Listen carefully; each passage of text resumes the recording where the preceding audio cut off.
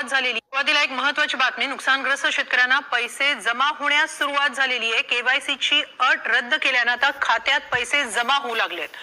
Farmer आणि आधार card verification पुरेसं आहे। 29 जिल्ह्यांमध्ये झालेला आहे।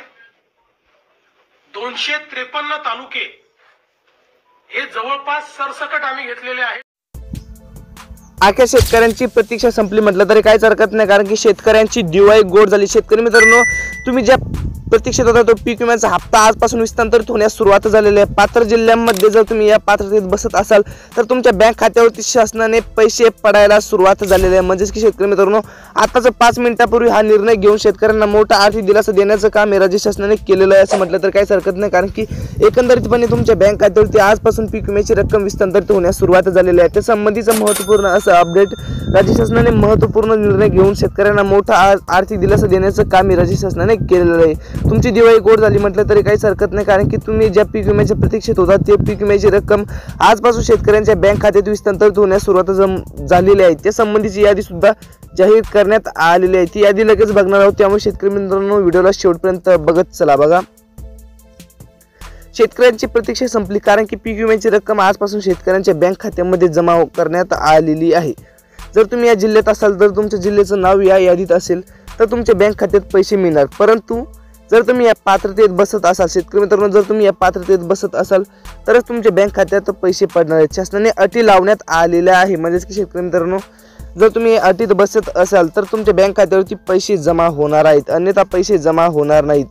जर तुम्ही या अटीत बसत असाल तर बघा शेतकरी मित्रांनो, जर तुम्ही पात्र लाभार्थी शेतकरी असाल तर तुमच्या बँक खात्यावरती रक्कम तर जमा होणारच, परंतु 32,000 प्रमाणे तुमच्या बँक खात्यावरती आजपासून रक्कम जमा केली जाणार आहेत। बघा शेतकरी मित्रांनो, हेक्टरी 32,000 प्रमाणे रक्कम जमा केली जाणार आहे। त्यामुळे शेतकरी मित्रांनो, व्हिडिओला लाईक करून चॅनलला नक्की सबस्क्राईब करावं। तुमचा जिल्हा आम्हाला कमेंटच्या माध्यमातून नक्की कळवा, कारण की तुमच्या जिल्ह्याबद्दल जर तुमच्या जिल्ह्यात यात नाव असेल तर आम्ही नक्की सांगण्याचा प्रयत्न करू। बघा, यात सर्वात प्रथम अटी काय लावण्यात आलेल्या आहे, सर्वप्रथम अटी बघूयात। अटी काय काय आहेत बघा शेतकरी मित्रांनो, जर तुम्ही फार्मर आयडी, बघा फार्मर आयडी तुमचं काढलेलं असेल तर तुमच्या बँक खात्यावर रक्कम जमा होण्याचा मार्ग मोकळा झालेला आहे। बघा शेतकरी मित्रांनो, तुमचा हप्ता जमा होण्याचा मार्ग मोकळा झालेला आहे।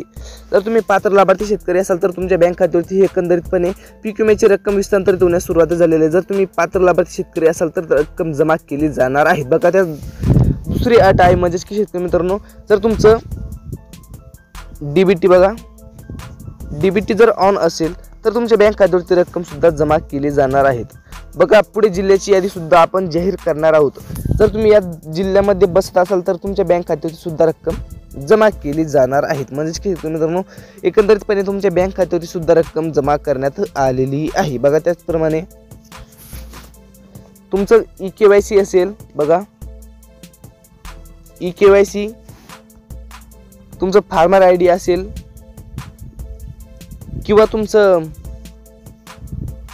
फार्मर आयडी, ई-केवायसी, बघा शेतकरी मित्रांनो, ई-केवायसी,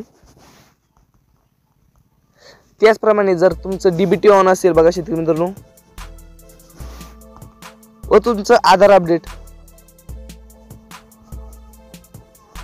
असेल तर तुमच्या बँक खात्यावरती पैसे पडायचा मार्ग मोकळा झालेला आहे असं म्हटलं तरी काही हरकत नाही, कारण की एकंदरीतपणे तुमच्या बँक खात्यावरती सुद्धा रक्कम जमा केली जाणार आहे। त्यामुळे शेतकरी मित्रांनो, जर तुम्ही आपल्या चॅनलवरती नवीन असाल तर सबस्क्राईब नक्की करा। बघा, त्याचप्रमाणे यात जिल्ह्यांची यादी सुद्धा जाहीर करण्यात आली आहे। म्हणजे शेतकरी मित्रांनो, सर्वात प्रथम पुणे जिल्हा आहे। बघा, पुणे जिल्ह्यातील जे पात्र लाभार्थी शेतकरी आहेत, जे व्याकुळ झाले होते की हप्ता केव्हा मिळणार, अशा शेतकऱ्यांसाठी मोठी खुशखबर म्हटलं तरी हरकत नाही, कारण की एकंदरीतपणे तुमच्या बँक खात्यावरती पीक विम्याची रक्कम विस्तारित होण्यास सुरुवात झालेली आहे। जे पात्र लाभार्थी शेतकरी आहेत त्यांच्यासाठी मोठी बातमी म्हटलं तरी काही हरकत नाही, कारण की शेतकरी मित्रांनो, आज भाऊबीजेच्या दिवशी शेतकऱ्यांना मोठा आर्थिक दिलासा देण्याचं काम राज्य शासनाने केलेलं आहे असं म्हटलं तरी काहीच हरकत नाही, कारण की एकंदरीतपणे तुमच्याही बँक खात्यावरती रक्कम सुद्धा जमा केली जाणार आहे। त्यामुळे शेतकऱ्यांसाठी मोठी खुशखबर म्हटलं तरी काहीच हरकत नाही, कारण की एकंदरीतपणे तुमच्या बँक खात्यावरती सुद्धा रक्कम जमा केली जाणार आहेत। बघा, पुणे जिल्ह्यातील जुन्नर तालुक्याचे शेतकरी मित्रांनो, जुन्नरमध्ये सुद्धा रक्कम जमा करण्यात आलेली आहे। जे जुन्नर तालुक्यातील पात्र शेतकरी आहेत, बघा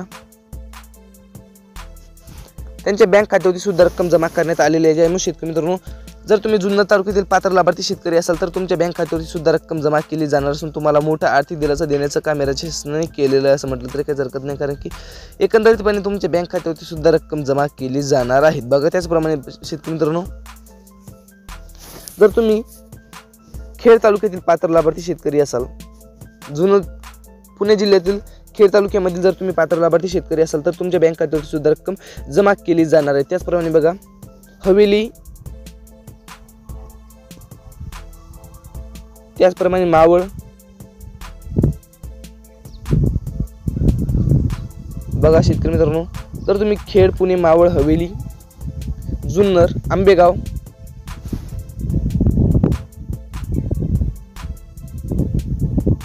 या तालुक्यातील पात्र लाभार्थी शेतकरी असाल तर तुमच्या बँक खात्यावरती सुद्धा पीक विम्याची एकंदरीतपणे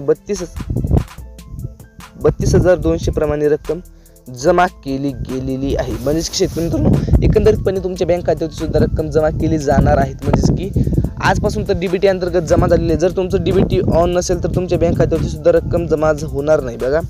जर तुमचं डीबीटी ऑन नसेल तर बँक खात्यावरती रक्कम जमा होणार नाही। त्यामुळे शेतकरी मित्रांनो, तुमचं डीबीटी ऑन आहे का हे सर्वात प्रथम चेक करून घेणं अत्यंत आवश्यक आहे, कारण की तुमच्या बँक खात्यावरती सुद्धा रक्कम जमा करण्याचा विषय आहे। त्यामुळे शेतकरी मित्रांनो, तुम्हाला याबद्दल तुमचं जिल्ह्याचं नाव नक्की कमेंट करायचं आहे। म्हणजे की शेतकरी मित्रांनो, तर तुमचं पात्र लाभार्थी शेतकरी असेल तर तुमच्या बँक खात्यावरती सुद्धा रक्कम जमा केली जाणार आहे बघा। त्याच पण दुसरा नंबर आहे जिल्हा म्हणजेच की अहिल्यानगर बघा। अहिल्यानगरमध्ये सुद्धा रक्कम जमा झालेली आहे। म्हणजे की अहिल्यानगर तालुक्यातील बघा शेतकरी मित्रांनो, कर्जत असेल, जामखेड, त्याचप्रमाणे बघा शेतकरी मित्रांनो, शेवगाव, पाथर्डी,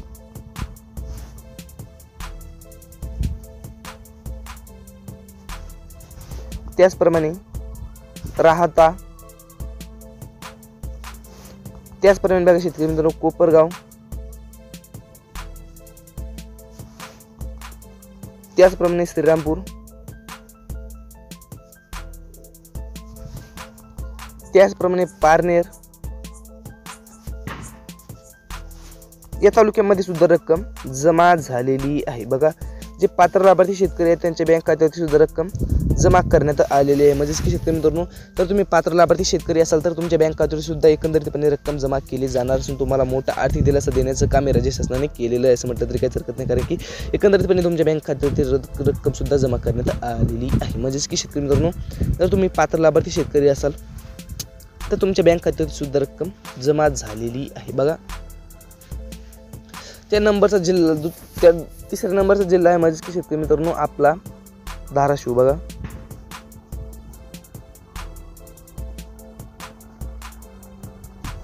धाराशिवमध्ये सुद्धा रक्कम जमा करण्यात आलेली आहे।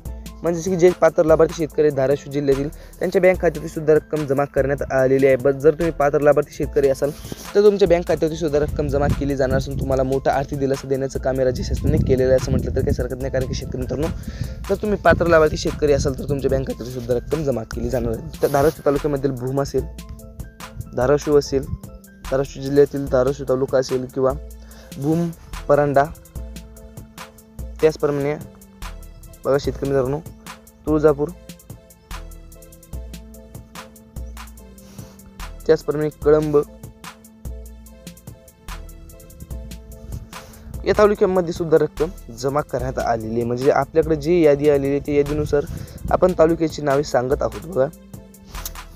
आपल्याकडे जी यादी आलेली आहे, आज शासनाने जी यादी जाहीर केलेली आहे त्या यादीनुसार आपण रक्कम सांगणार आहोत शेतकरी मित्रांनो बघा। यादीनुसार रक्कम सुद्धा सांगण्यात आलेली आहे। म्हणजे शेतकरी मित्रांनो, एकंदरीतपणे तुमच्या बँक खात्यावर सुद्धा रक्कम जमा करण्यात आलेली आहे बघा शेतकरी मित्रांनो। त्यानंतरचा दुसरा जिल्हा आहे म्हणजे शेतकरी मित्रांनो आपला बीड जिल्हा बघा। बीडमध्ये सुद्धा रक्कम जमा करण्यात आलेली आहे।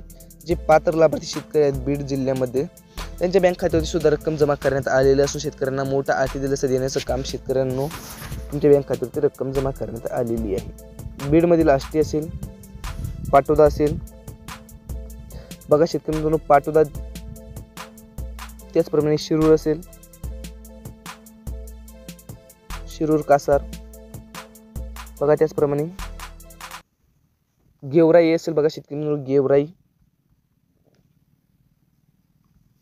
या तालुक्यामध्ये सुद्धा रक्कम जमा करण्यात आलेली आहे. म्हणजेच की तुम्ही जर पात्र लाभार्थी शेतकरी असाल तर तुमच्या बँक खात्यात सुद्धा रक्कम जमा करण्यात आलेली आहे. शेतकरी मित्रांनो, अद्यापही तुमच्या जर जिल्ह्याबद्दल तालुक्याबद्दल अपडेट आलेले नसेल तर आम्हाला कॉमेंटच्या माध्यमातून नक्की कळवा. कारण की येणाऱ्या व्हिडिओमध्ये जर तुमच्या जिल्ह्याबद्दल तुम्ही नाव सांगितलं तर तुमच्या जिल्ह्याबद्दल अपडेट आम्ही नक्की कळवण्याचा प्रयत्न करत राहू. कारण की शेतकरी मित्रांनो, जर तुमच्या जिल्ह्याचं नाव आम्हाला कॉमेंटच्या माध्यमातून नक्की कळवलं तर तुमच्या जिल्ह्याचं अपडेट आम्ही घेऊन येण्याचा प्रयत्न करत राहू. भेटत राहू तशाच नवीन सोबत. जय हिंद, जय महाराष्ट्र.